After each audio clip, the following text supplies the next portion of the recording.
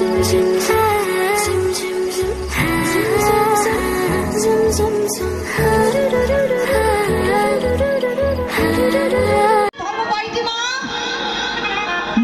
ধর্ম হলো 5টি, কিন্তু দেখতে তো মানুষের মতো, কিন্তু আমরা কর্ম করছি পশুদের মতো। পশুদের ধর্ম 4টি, মানুষের ধর্ম হলো 5টি। কি কি বলেন? পশুদের ধর্ম হলো আহার, নিদ্রা, ভয়, মৈথুন। এই 4টি হলো পশুদের ধর্ম। আর মানুষের ধর্ম কি? মানুষের ধর্ম হলো আহার, নিদ্রা, ভয়, মৈথুন। আরো একটা ধর্ম আছে। তাহলে লক্ষ্য করে দেখবেন বাবা, আমরা কার ধর্ম করছি? মানুষ আহার করে, পশুরাও তো আহার করে। মানুষ ভয় পায়, পশুরাও ভয় পায়। মানুষ ঘুমায়, পশুরাও ঘুমায়। মানুষ মিলন করে, মৈথুন করে, পশুরাও মিলন করে। তাহলে এই 4টি মানুষের ধর্মের সঙ্গে পশুদের 4টি ধর্মের মিল রয়েছে। তাহলে আর একটা ধর্ম কি, যে ধর্ম রক্ষা না করতে পারলে মানুষ হওয়া যায় না? ওই একটা ধর্মই হলো আমার ভগবানের চরণ সেবায় নিজেকে নিয়োজিত করা। বাবা,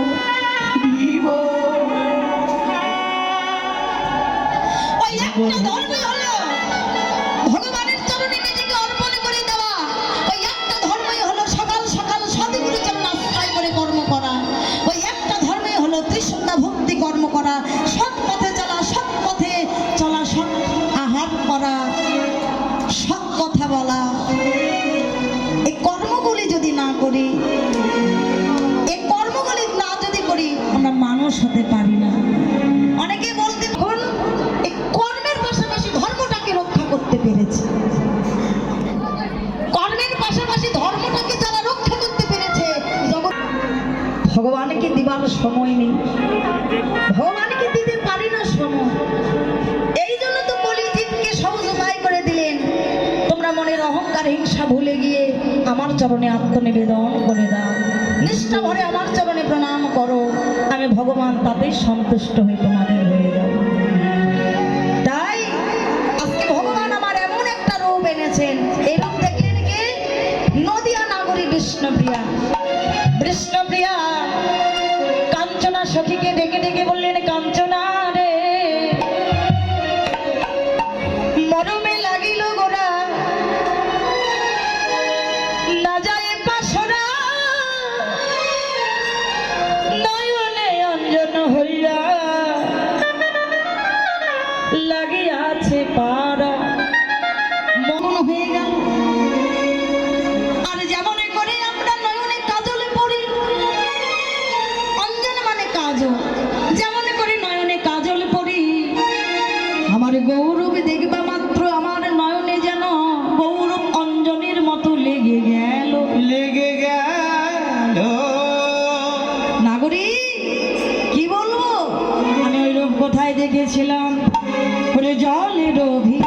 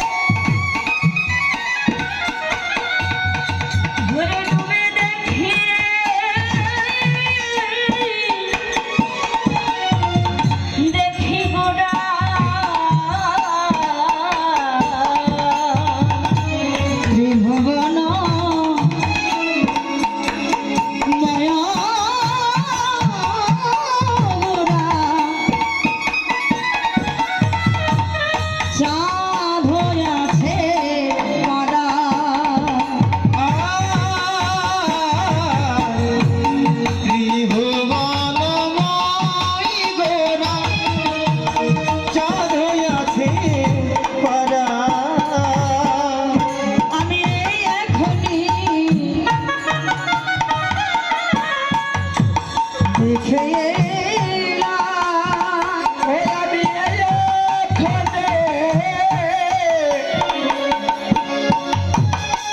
দেখে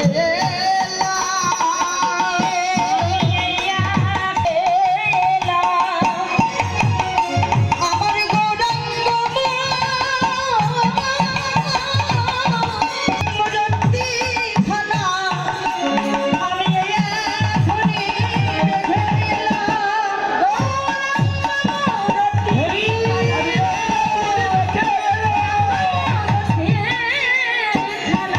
আমি এখনই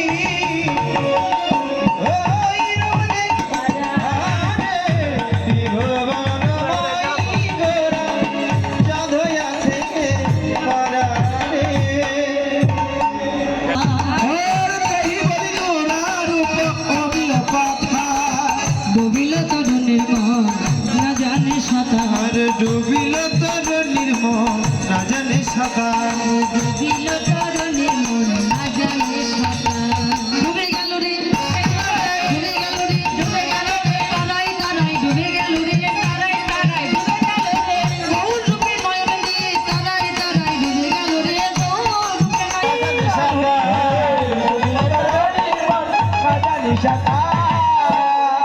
কোথায় আমার হরি নামের প্রেম বন্যা গৌর এনেছিলেন প্রেম বন্যায় আর এই প্রেম বন্যায় সবাই ডুবে একাকার হয়ে গেল শুধু আমার মতো তাপি তাপি ডুবতে পারলো না তাই শাস্ত্রী বললেন আইলো প্রেমের বন্যা বীজ হইল নাশ তা দেখিয়া পঞ্চজনার বাড়িলই উল্লাস পঞ্চ হইতে পঞ্চ জন্মে যদি পঞ্চ মরে তবে তো মনে সাধক বলিতাম আজকে এই প্রেম বন্যায় দেখুন সবাই একাকার হয়েছে এখানে কি কোনো ভেদাভেদ হয়েছে বাবা এখানে কি কোনো জাতির বিচার করা হয়েছে এখানে কি কোনো প্রাচীর দেওয়া হয়েছে এখানে কোনো ভেদাভেদ করা হয় না কারণ আমার গৌরাঙ্গ মহাপ্রভু জাতির বিচার রাখলেন না কোনো ভেদাভেদ রাখলেন না কে উঁচু কে নিচু কে ধনী কে গরিব কোনো বিচার করলেন না হরির নামের প্রেম বন্যা দিয়ে সকলকে একাকার করে দিয়েছে সবাই সমান দেখুন একাকার হয়ে গেছে সমান সমান হয়ে গেছে কে ব্রাহ্মণ কে ক্ষত্র কে বৈশ্য কে শূদ্র এখানে কোনো ভেদাভেদ করা হয় না আমার মহাপ্রভু সকলকে একাকার করে দিয়ে গেছে এই জন্য এখানে এসেছি কেউ হেলা করবেন না কেউ কাউকে হেলা করবেন না ছুঁয়ে যান চরণ ছুঁয়ে যান প্রেম ভক্তি আলিঙ্গন করে এই মধুর বৃন্দাবনে ধামে আমরা এসেছি এখানে আসাটা ধর্ম করুন ভগবান নিজে বলেছেন যেখানে হরি কথা হয় যেখানে কৃষ্ণ কথা হয় যেখানে ভাগবত কথা হয় সেখানে আমি ভগবান শ্রীকৃষ্ণ রাধার সহিত সেখানে বিরাজ করি নিতাই এই জন্য জাতির বিচার করবেন না হেলাহেলি করবেন না সবাই সবার চরণ ধরেন সুদে সুদে যদি কোনো বৈষ্ণবের চরণে হাত করে যায় সেদিন তোমার জীবনের জন্য ধরে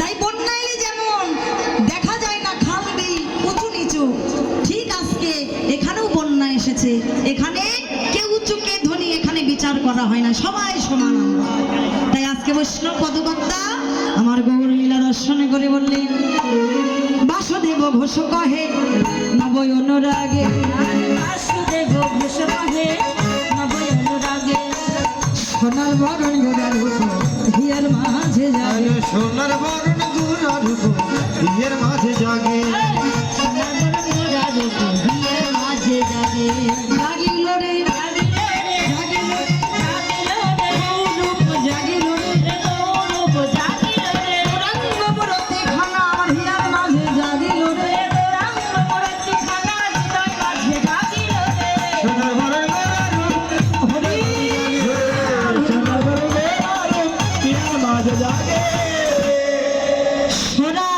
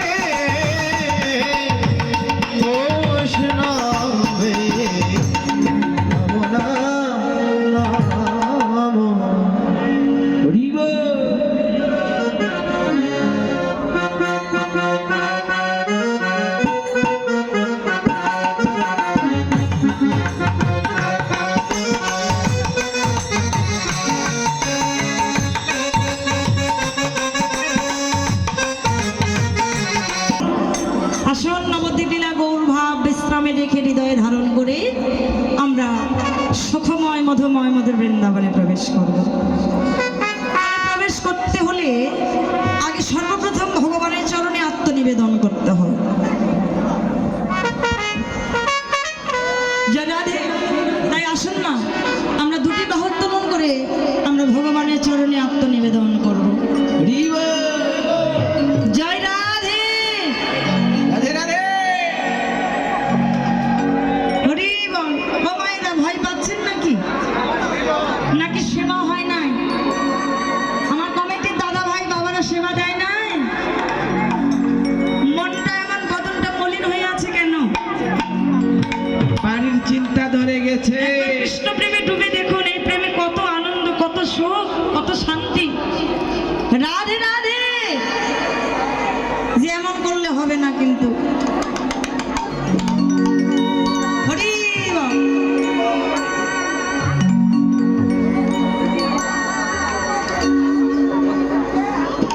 জয় রাধে। আমার সঙ্গে সবাই বলবেন হরে কৃষ্ণ হরে কৃষ্ণ হরে কৃষ্ণ হরে কৃষ্ণ কৃষ্ণ কৃষ্ণ কৃষ্ণ কৃষ্ণ হরে হরে হরে হরে রাম হরে রাম হরে রাম হরে রাম রাম রাম রাম রাম হরে হরে হরে হরে জয়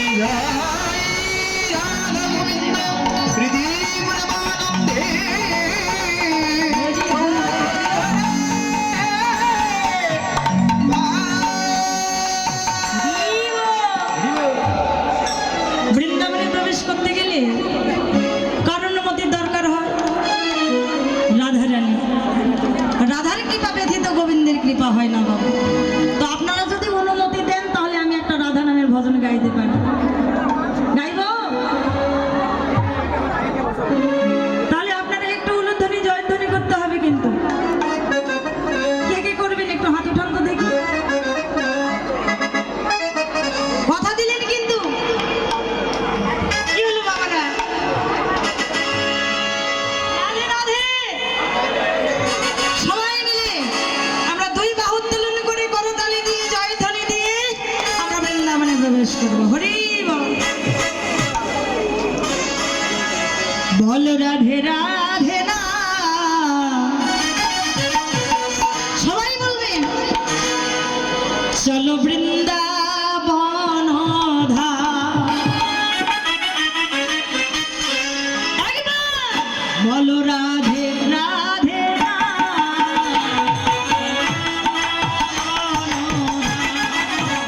বলো রাধে রাধে নাম চলো বৃন্দাবন একসাথে একসাথে সবাই একবার বলো রাধে রাধে না।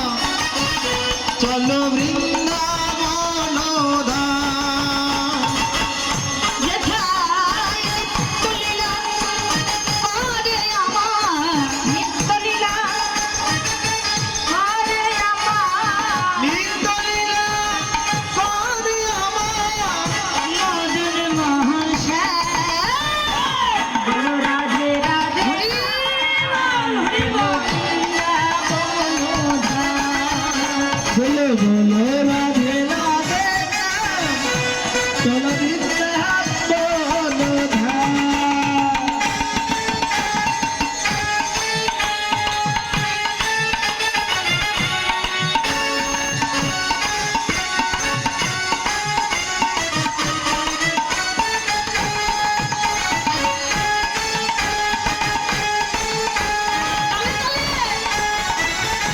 উলুধ্বনি হবে।